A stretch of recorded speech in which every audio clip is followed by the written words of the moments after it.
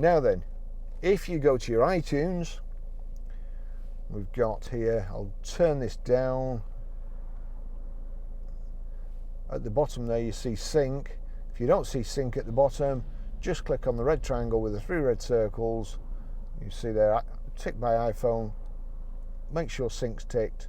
We'll click on here, then we go to auxiliary. Click auxiliary, and you've got the Bluetooth audio device. That's this. It's showing one of these mornings Moby, one of these mornings Moby. If it's not showing the track that's playing on your iPhone, if you click auxiliary again, you see there, play music from device. That's line in, so that corresponds to this line in socket there. If you click it again, USB, please insert USB device.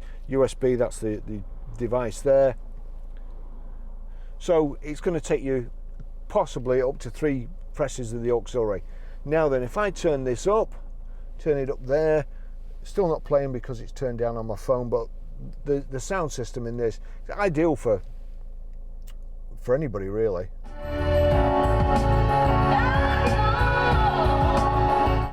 It's really good.